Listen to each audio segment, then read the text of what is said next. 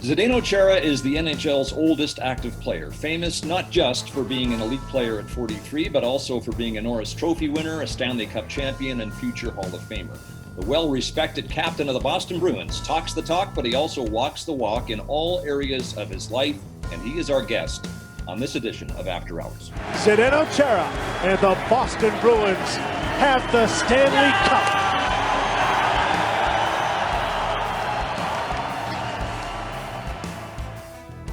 Zdeno Chara is self-isolating with his family in Florida. Louie is at home in Edmonton, where about the only thing he has to do is find a way to keep his son Jake and your teammate Zdeno entertained. So as Jake's captain, Zdeno, you must have some suggestions for Louie on how to keep Jake entertained. I'm sure that Louie knows what to do with him. Jake is a great guy. I mean, he's such a fun guy to be around, and I'm sure that one of the reasons why he came back home to Alberta is to be close to his family, and I'm sure he's staying in shape and doing all the right things. Louie.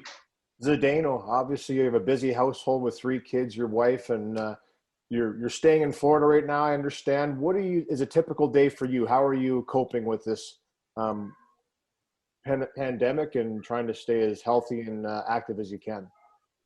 Yeah, so the typical day is probably waking up 6:37 a.m. Every morning. My daughter is starting her Zoom meeting quite early, I think around 7:30. At that time, I'm already finishing with my snack and getting ready for my workout before the boys kind of wake up. By the time I get back from my workout, the boys are up eating breakfast. I'm joining them, and then we try to do fun things, some activities outside if possible, and stay safe. And I think that it goes along with everybody. Try to enjoy those moments and these times with my family, and try to help out as much as I can at home. So, Zdeno, the twins, Zach and Ben, the boys have just turned 4. Your daughter Elise, I think, is coming up on 11. So, as you say, you and Titania are very busy. But most importantly, you are safe. How grateful are you for that? Very grateful, and obviously, it's something that very unexpectedly came to all of us, and it's one of those things you appreciate the most, your health and your family and your well-being. So I want to shout out with this opportunity to all the doctors, nurses, all the frontliners that are doing such an amazing job for all of us to keep us safe while they obviously risking their own health. So thank you to all of those, and it's amazing what they can do for us. Well said. You are, Zdeno, as dedicated at the age of 43 to your physical conditioning as anyone can be, perhaps even more so. And there's this gorgeous piece of video that we picked off your Instagram account. This was a couple of summers ago at home in Trenčín, Slovakia. You're working out, and the boys, Zach and Ben, are remarkably unimpressed with your one-handed push-ups. What gives here? Yeah, that's one of those things that I try to get these workouts done quite early, and for some reasons this morning they come up already with the breakfast ready, and they were just joining me, and as you can see, they are pretty handful, and I kind of tried to do some sort of motivational video, but it was like, okay, this is not gonna work anymore. So just went along with it, and you know what, I really have to tell you, like when I was their age, I was doing the same thing with my dad. So I want them to be around. I want them to see me work out. I want them to be in that kind of a sports facility environment so they can get used to it. They can feel comfortable around weights and tracks and swimming pools and bikes and all that stuff. So that's what I want to, have them kind of do those memories, same as they were working for me, being comfortable around sports environments, and you get them closer to maybe participate in some of the sports, and that's the most we can probably enjoy watching our kids playing sports. So obviously it won't be long before you got them cycling if they're not already. And that leads us to the topic of cycling, which is a big part of your conditioning and your life. You should know that during his period of self-isolation, Louie's been working hard on the Peloton. So go ahead, Louie, and challenge Zdeno, if you like. Yeah, I don't think I'm going to be challenging Big Z. I've seen you do stages of the Tour de France back in the day. I've heard you've done that, and you're a very big cyclist. Obviously, it's a big part of your life, and it's a big part of your training. Number one, do you have to get your bike specially made for you, and is it still a big part of your training moving forward? I'm very grateful to get introduced to cycling at a very early age. Again, my dad was working as a masseuse therapist for one of the sports facilities back in Slovakia, in a long time ago. And one of those sports who were based at that facility was cycling. And one day he came home and he was kind of talking to me about helping out with some of the races. And my job was basically handing out some water bottles and snacks on the top of the hills to the guys. And that's how I got so sucked into it. And eventually after, the whole season, guys made me a bike, real road bike, race bike. And I was so excited. I was so happy. I was riding every day, and I was started to following more and more cycling, the Michael Indurain era, obviously Lance Armstrong, George Hincapie, Discovery Channel, and all that stuff. So I became close to some of the riders, and still, a very close touch with many of them. Cycling being always a huge part of my preparation for every season. There is so much you can discover about yourself when you're pedaling by yourself, through these hills. And eventually, I became so obsessed with cycling that I went to and rode some stages at Tour de France, Giro Italia, and went to see these guys while they were racing. So it's still a big part of my preparation. I had some custom bikes made, but in these days it's so easy. Just kind of go online. You can get any kind of a bike, any size, any weight, any shape. So it's quite easy in these days. So that we just saw some fascinating footage there, as as the Boston Bruins were preparing for their 2011 Stanley Cup parade. The duck boats arrive, and then bringing up the rear on his bike is the captain of the team. I guess the point is you cycle everywhere. And I'm wondering if what I read at one point is true, and that is that you have bikes stashed in all manner of countries all over the world in case you're there and you want to ride. Yeah, and that's true, and I think it's way easier than trying to transport the bikes through the airports and putting them on a plane or on top of your car. It's way easier for me to have bike at every location I have, and so is with a kind of like a portable dumbbells or free weights, and I have a small gym set up in every location. Wow. All right, let's get to the virtual Stanley Cup reunion party on Tuesday night. Louie. Yeah, obviously the one thing about being quarantined in your home and having time is you get to reminisce. And what a special moment for you and your 2011 teammates to get together on a Zoom meeting. Just talk about that. How nice was that to catch up with some of those guys and spend that time with them in that meeting and just kind of reminisce about a huge year for you and your teammates?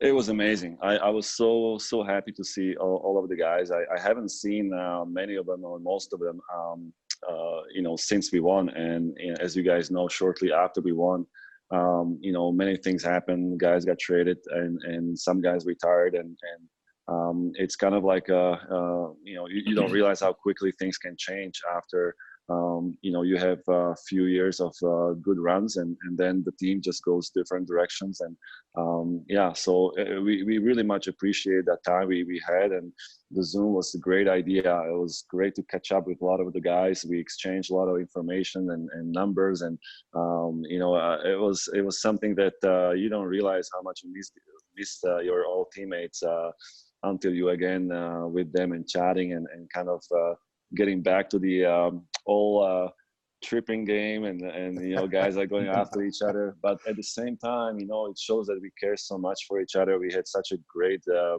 bunch of guys doing whatever it took for each other and whatever it took to win. It showed, and very grateful that we had this time and we were able to obviously accomplish winning Stanley Cup in 2011. So Gary Sedin has a follow-up question. He tweets this: the virtual Stanley Cup party was terrific. Is there one particular memory that stands out for you from 2011?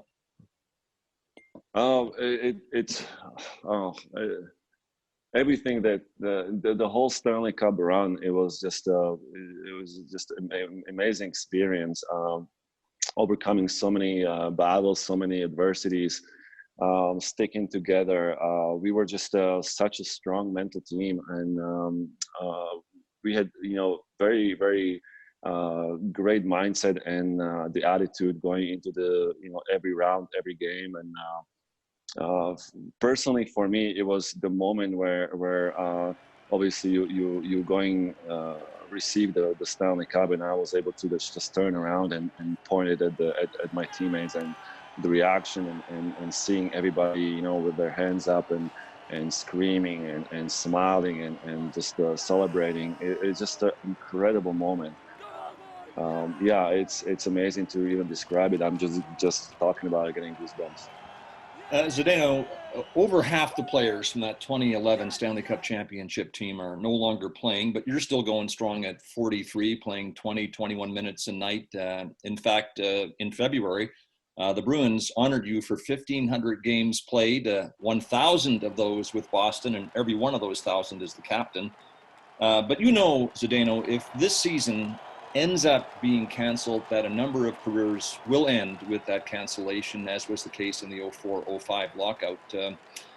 So I'm wondering if this unpredicted pause in the season is giving you cause to think about retirement, or are you more determined than ever to keep playing because you missed the game so much?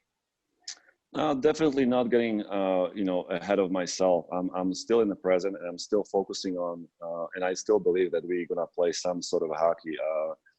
This season we're gonna finish up, whether it's gonna be some sort of a short format of playoffs or the regulars, fourth round of best of seven. But that's where I'm at. I'm not getting too ahead of myself. Obviously, I still love the game. I still love going out there and compete, and if everything is right, I still want to play. All right, you signed a one-year deal last July, and then a vintage picture. Well, actually, before we get to that, here's a picture that we want to talk about. So let me set that up. Louie has found a very intriguing picture of you. Or of him, actually. Louie, go ahead. I couldn't resist. When I came in for the dad's trip a few years ago, I walked by the stick rack and I looked up and I saw this giant stick and I had to pick it up. And this is me holding your stick, Zdeno. I believe it's 65 inches. Yeah, and it's over my head. I'm 6'2". So two questions. Number one, is that the most expensive silver stick they've ever built for 1,000 games because of the length? And number two, just some of the difficulties that it is to use a stick that long and to have it stiff enough for you in the shot that you possess, and how to handle a puck with it. Well, the first question, I have no idea how much it costs. You're gonna have to probably find that out. But I'm very honored and privileged to play 1,000 games with the Bruins. Over 1,500 games in this league. I said it many times. I'm very grateful, and I'm very lucky to be able to play with so many great teammates and under so many great coaches and good organizations. So very blessed, and it's one of those things that obviously for my size, you've got to use the right length of your stick. I tried a few times, shorten my stick, going back to the regular length I used for many years. It's one of those things you got to be able to use it in your advantages. Obviously, as a big guy, I'm not gonna be always making some flashy plays and toe dragging guys. I'm trying to use it for my advantage to have a stick in the passing lanes and pick up pucks. Be in a good position. So all these things I try to use it in my advantage. Okay, Zdeno, after you signed your one-year deal last July, a vintage picture of the oldest active player in the NHL showed up on your Instagram account. Where did this creative picture come from? Yeah, that came from Andrew Ferens. I don't know where he got it from, if he made it or whatever. I had no idea. But you know what? Once I got it, I had a good laugh, and I said, you know what? Why don't I just post it up so everybody can have a good laugh? That almost looks like the cage you wore last year in the Stanley Cup final after breaking your jaw. You know what? I mean, I could honestly see you wearing a helmet like that. I don't think you'd have any problem throwing that on and going out there and playing. Yeah. You know, that's like the old Russian army tank crew.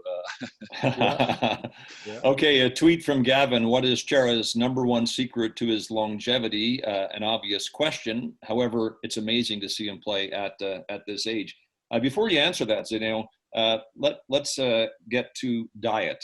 Louie has got a unique diet. It's a seafood diet. He sees food and he eats it. Yours is much more specific. So Louie, follow up on that. And maybe that'll answer the question about, or help answer the question about longevity. Well, absolutely. Well, I'm sorry, go ahead. Go ahead, Zdeno. No, I didn't want to jump in. Go ahead. No, just I know you switched over to a predominantly vegan or plant-based diet, and we talked about that, just evolving and learning your body. Just how has that helped you, and what made you decide to do that? Yeah, that's a great question. I mean, it just came kind of, I came across to a friend who was doing the ultra running, and you know, we got into the deeper conversations, and then the nutrition came up, and he said that many of these ultra runners and you know, triathletes and Ironmans are most of them are using a plant-based diet, and I was kind of like looking at him, you know, what is that? And you know, just like everybody else, I thought like, all you guys eat salad and the way you get your proteins from, and so I had the same exact questions as everybody else, and slowly as he started explaining and you know, telling me that what benefits he feels and how well he feels and how much faster he recovers from training days, I got into it. I started reading more, you know, reading some more books, watching some documentaries, and start to investigate, you know, what's behind it. And as I, you know, got more and more information, I got, you know, again, I was like, you know, I got to try this. It does, you know, doesn't look bad. It's one of those things that I always look for ways to improve, either, you know, nutrition wise or equipment wise or training wise. You know, if I can improve by a little percentage here and there, it will make you know, a big difference when you combine all these percentages. So yeah, I got into it about 3 years ago, and yeah, I started feeling the benefits, and you know, I started to recover faster. You know, I had better performances. I just overall, I just felt with a lot more energy, and you know, I think that it would be unfair to say that these past 3 years can just take the whole benefit for you know, all I've done past, you know, 25, 30 years.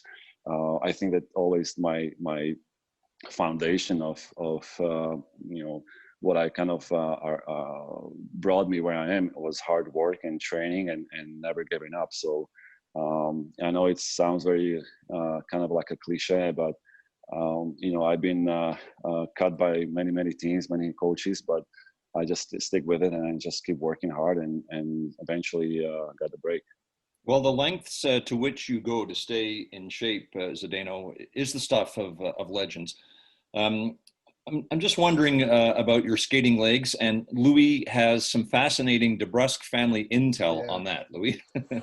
Well, listen, I've heard, you know, through my son, a lot of great stories about you, Z, and the way you lead. But one of my favorite stories was a conditioning skate that you and him did on the ice with Kim Brandvold, your skating instructor. You did a 45-minute skate, and then you said, "Hey, Jake, it's time to do conditioning now." And he was like, "Excuse me? I thought we just skated for 45 minutes."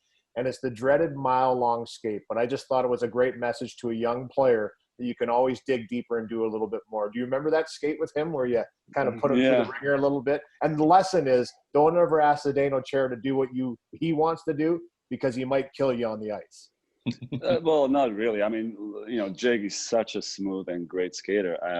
I just kind of want to test him a little bit mentally. You know, I could tell he was a little tired, but you know, I think it's nice to challenge these young players, not to you know, make him feel bad, but just to see what they're willing to kind of sacrifice and how much they're willing to push themselves. And I was kind of like testing Jake at that time, because I knew we had only two of us had really good, strong, hard 45-minute skating session, and it's quite a long when it's only two people on the ice with a conditioning coach. So at that time I was like, you know what, I'll see what he has, and so we finished the first mile skate, and I could tell he was dying, and I was too. Don't get me wrong, like, your legs are completely burning, but I told him, listen, that's what it's going to take to win Stanley Cup. You got to push through it. Like, it's not about time, but it's just about finishing. And so he stick with it. Like, I gave him a lot of credit. He stick with it, and he finished the second mile as well. And we both barely walked back to the lockers, and we were dead tired. But I just want to kind of like mentally challenge him instead of just it was more mental than physical. Awesome. Zdeno, you may well be hockey's most interesting man. You speak 6 languages, which shames Louie and I because we're still working on English, but you waste no time as well. When you were in Ottawa, you took a 4-year course to become a certified financial planner, and you succeeded at that. And 5 years ago, when you were rehabbing in Boston from a knee injury, you decided to sign up for a real estate course and eventually became a licensed agent. Do those things point to post-hockey careers, or did you pursue them just to answer your quest for knowledge? Yeah, I think that both of the times I felt that there is a room, and I had some time in hand to explore and open up some more doors. I was very interested in both of the courses I took. From the standpoint that when I talk to some people, that are kind of part of my team, I want to know more about what they're talking about, and be a little bit more aware of what they're talking about. I had a lot of fun. There were days when I was like, what am I doing? I hate this, sitting over the books and studying for 4 or 5 hours a day, and taking tests and assignments, and going to college, and everybody's looking at me, what is he doing here, and taking tests with the 20-year-old students, but it didn't bother me. It was more about basically expanding my knowledge, and just be aware of when you're talking to people, what they're talking about, and you can be in a part of the conversation and basically educate yourself. So you've already pointed to how you challenge younger players, and that leads us to this. You captain the Bruins in a very respectful way. Louie has the question. Yeah, I remember hearing you say you don't like the word rookie, and that always stood out to me, Zdeno, is that you want to include everybody, you want to make everybody feel a part of the team.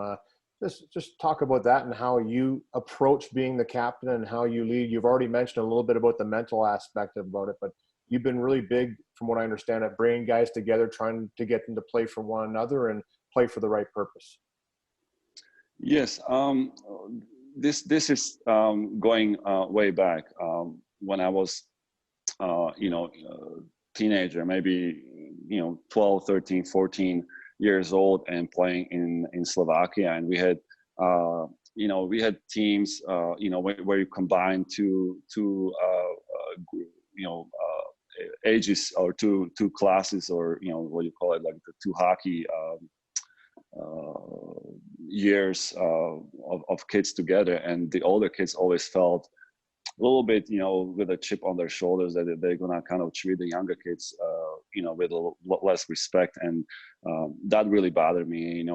They called us different names, or they had things that we had to do just because we were younger, and then we came on the ice and they tried to pretend that we were one team, and I didn't like that at all. How we can be one team on the ice when we are not one team off the ice? So it really bothered me. It was kind of one of those things that I hated and didn't like the way we were treated, and so I said there back then that if I ever had the position that I can make a difference, I will do it, whatever I can for make it that difference. So I never liked that word, and I never like treating younger players just because they are younger with less respect. And I think that if you want to accomplish something, you got to look at everybody same way, regardless of the age or whatever they whatever you accomplish or whatever has been done. If you want to do it together, you got to